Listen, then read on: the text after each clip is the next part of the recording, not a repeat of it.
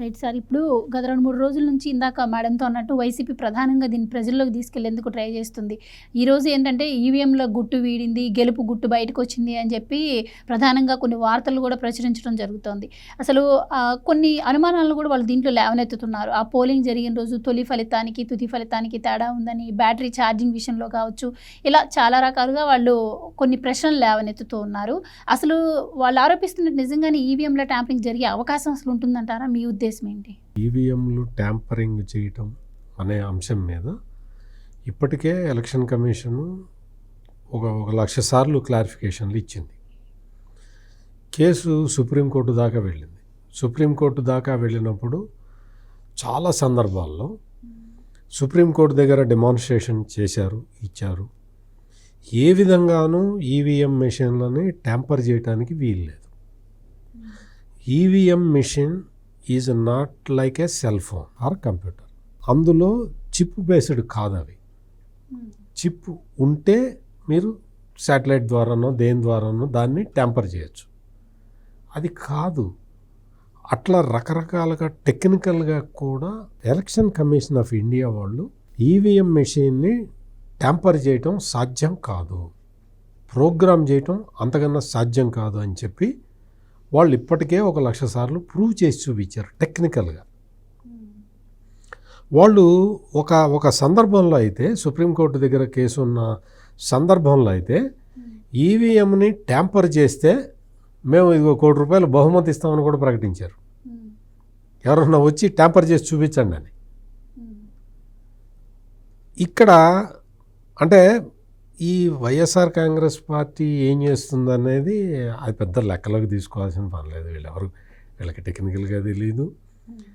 Election commission ఎట్లా పనిచేస్తుందో knowledge లేదు. ప్రజలు ఎట్లా రియాక్ట్ అవుతారో తెలివితేటలు లేవు. అందుకని ఈ వైసీపీ చెప్పే మాటల్ని మనం పెద్ద సీరియస్ తీసుకోవాల్సిన అవసరం లేదు. ఈవీఎంలని మేనేజ్ చేసే పరిస్థితి ఉంటే ఫస్ట్ ఏ ఈవీఎంని మేనేజ్ చేస్తారు? పులివెందులది కదా. పులివెందుల్లో 301 302 పోలింగ్ బూతులు ఉన్నాయి. ఒక్కొక్క పోలింగ్ బూతులకి 2 ఈవీఎంలు పెట్టారు అనుకోండి. మొత్తం ఆ 600 ఆ 700 ఈవీఎంలని ట్యాంపర్ చేసేస్తే ఈయన ఓడిపోయిండేవాడు కదా. పులివెందుల్లో జగన్మోహన్ రెడ్డి ఓడిపోతే రాజకీయం క్లోజ్ కదా, అయిపోయినట్టే కదా. ఆ పార్టీతో సహా అందరూ భూస్థాపితమే కదా.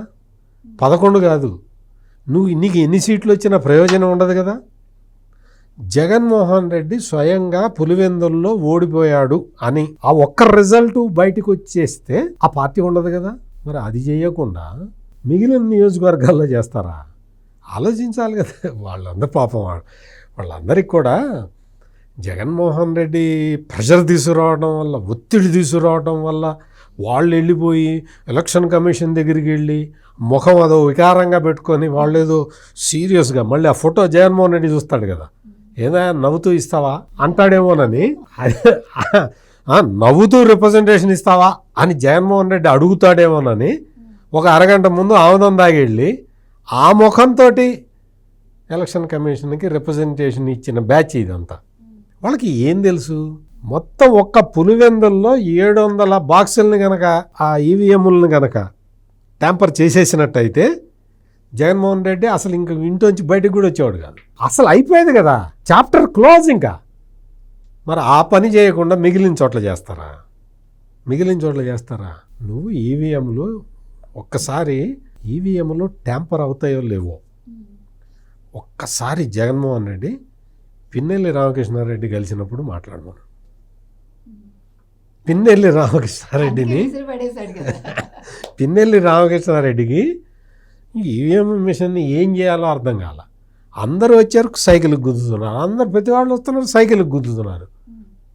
సైకిల్కి గుద్దుతూ ఉంటే ఇతనికి ఏం చేయాలో అర్థం కాక ఈవీఎం మిషన్ని పగలగొట్టాడు. మీరు ఇంట్రడక్షన్లో చెప్పినట్టు 2019 ఎలక్షన్లు అయిన తర్వాత ఎవరో అన్నారు, ఏందండి ఈవీఎంలని ట్యాంపర్ చేశారా, ఇటు 151 గెలవటం ఏంటి ప్రెస్ వాళ్ళు అని అడిగారు. ప్రెస్ మా జర్నలిస్టులే కదా, ఎక్కడికి వెళ్ళినా ఇటువంటి క్వశ్చన్లు అడిగేది. అడిగితే ఆయన ఏమన్నాడు తెలుసా? ఆయన అంటే జగన్మోహన్ రెడ్డి గారు. ఆయన అంటే జగన్మోహన్ రెడ్డి. ఆ మహానుభావుడిని మనం తలుచుకోకుండా ఉండలేము.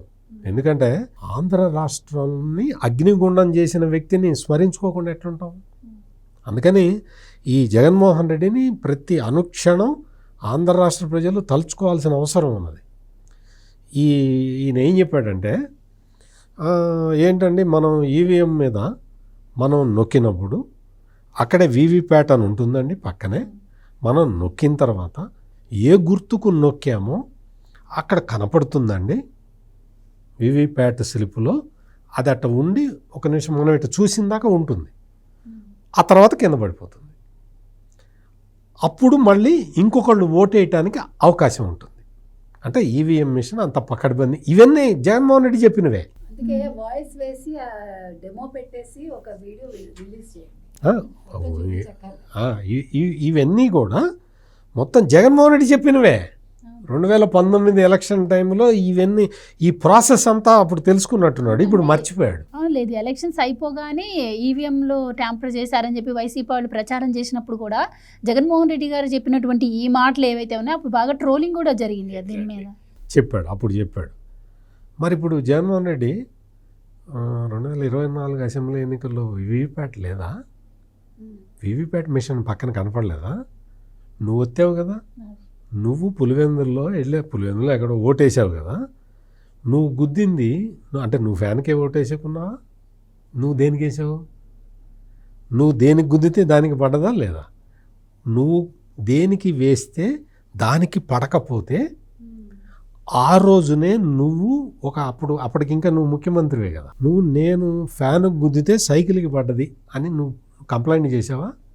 అంతే సార్, ముఖ్యమంత్రి కదా, ఓడిపోలేదు కదా. నువ్వు అప్పటికి ఇంకా పోలింగ్ రోజున తర్వాత కదా అలాంటి కామెంట్స్ చేసేది. ఎగ్జాక్ట్లీ పోలింగ్ రోజు నువ్వు ఫ్యాన్కి ఇట్లా బటన్ నొక్కితే ఫ్యాన్కు పడ్డదా లేదా చూసుకున్నావు కదా.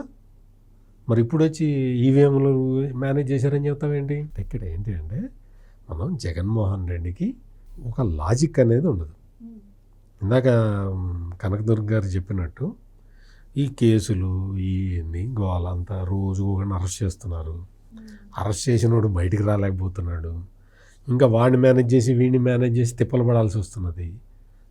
ఎందుకు ఇంత తిప్పలు మనకి ఏంటి?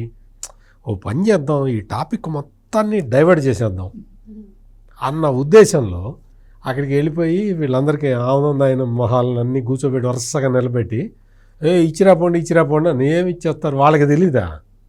వాళ్ళకి తెలుసు అక్కడ ప్రజా వ్యతిరేకత తీవ్రంగా ఉన్నది, మామూలుగా కాదు.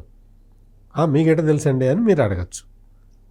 జగన్మోహన్ రెడ్డి ముఖ్యమంత్రిగా ఉన్నప్పుడు పట్టభద్రుల నియోజకవర్గానికి ఎలక్షన్ జరిగింది. పట్టభద్రుల మూడు కాన్స్టిట్యుయెన్సీ గ్రాడ్యుయేట్ ఎమ్మెల్సీ ఎన్నికలు జరిగితే, ఎమ్మెల్సీ ఎన్నికలు ఎట్లా జరుగుతాయి తెలుసా? ఈవీఎంల మీద జరగవు, బ్యాలెట్ పేపర్ మీద జరుగుతాయి. జగన్మోహన్ రెడ్డి 3 గ్రాడ్యుయేట్ కాన్స్టిట్యున్సీలో అతను ముఖ్యమంత్రిగా ఉండి ఓడిపోయాడు బ్యాలెట్ పేపర్ ఆధారంగా జరిగిన ఎన్నికల్లో. మరి ఏంటి ఓడిపోయావని డైరెక్ట్గా జగన్మోహన్ రెడ్డి ముఖ్యమంత్రిగా ఉన్నప్పుడు కలవలేదు కదా. సజ్జల రామకృష్ణారెడ్డిని అడిగితే ఏమన్నాడు? మా ఓటర్లు డిఫరెంట్ అన్నాడు, మా ఓటర్లు వేరు అన్న డైలాగ్ వచ్చింది. అది ఆ తర్వాత అది అయిపోయింది. ఆ తర్వాత అంటే కూటమి ప్రభుత్వం అధికారంలోకి వచ్చిన తర్వాత స్థానిక సంస్థల ఎమ్మెల్సీ ఎన్నిక జరిగింది ఉత్తరాంధ్ర, బ్యాలెట్ పేపర్ మీద జరిగింది. మరి వాళ్ళ క్యాండిడేట్ గెలిచాడు కదా, బొత్స సత్యనారాయణ గెలిచాడు కదా. తెలుగుదేశం కంటెస్ట్ పెట్టలా, తెలుగుదేశం పోటీ చేయలే, జనసేన పోటీ చేయలే, బీజేపీ పోటీ చేయలే, అందుకు గెలిచాడు, అది వేరు విషయం. బొత్స సత్యనారాయణ అయితే గెలిచాడు కదా. ఆ తర్వాత మళ్ళీ జరిగిన టీచర్ ఎమ్మెల్సీ ఎన్నికల్లో లేకపోతే ఈ గ్రాడ్యుయేట్ ఎన్నికల్లో అన్నీ ఓటు పేపర్ బ్యాలెట్ పేపర్ ఆధారంగా జరిగిన వాటిలో కూడా గెలవలేకపోయాడుగా. అంటే ఏంటి దీని అర్థం ఏంటి? నువ్వు ఎక్కడా కూడా ప్రజాభిప్రాయం ఎట్లా ఉందో తెలుసుకునే ప్రయత్నం చేయకుండా నీ గోల నీది, దోచుకునే అవకాశం పోయింది అన్న ఏడుపు తప్ప ఈవీఎంలని ఎట్లా ట్యాంపర్ చేస్తారు? అట్లా ట్యాంపర్ చేసేటైతే బీజేపీ కేంద్రంలో అధికారంలోకి వచ్చిన తర్వాత ఢిల్లీ ఎన్నికల్లో 2 సార్లు ఓడిపోయింది, ఢిల్లీ అసెంబ్లీ ఎన్నికల్లో. మొన్న పంజాబ్లో ఆప్ గెలిచింది. ఎందుకు గెలిపిస్తారు? అంతెందుకమ్మా తెలంగాణలో కాంగ్రెస్ గెలిచింది. తెలంగాణలో కాంగ్రెస్ గెలవటం వాళ్ళకి ఇష్టమా? బీజేపీ వాళ్ళకి కాదు కదా.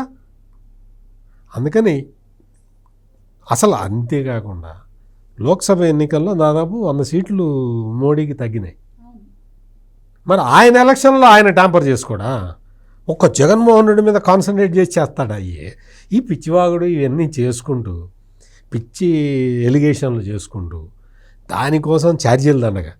వీళ్ళందరూ రైల్లో వెళ్ళేంత ఓపిక వీళ్ళెవరికి లేదు. అందరూ వాళ్ళ డబ్బులు అయితే వాళ్ళు బాధపడతారు. అది కూడా కరెక్టే.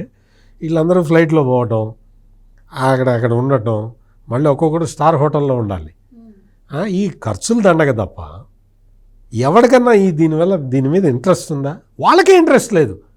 ఎవరైతే అది మెమరాండం ఇచ్చారో ఎలక్షన్ కమిషన్కి వాళ్ళని కూర్చోబెట్టి మీరు నార్కో అనాలిసిస్ టెస్ట్ చేయండి, చెప్తారు. పిచ్చోడు ఏదో చెప్తుంటాడు, మేము వద్దని చెప్పాము వినలేదు, మేము అసలు వద్దని చెప్పినా వింటలేదండి, బలవంతం చేస్తున్నాడు మా మీద, అందుకు మా పరువు పోతున్నది ఢిల్లీ వెళ్తే అని నార్కో అనాలిసిస్ టెస్ట్ చేస్తే చెప్పకపోతే అప్పుడు అడగండి. Please subscribe to Leo news for more videos.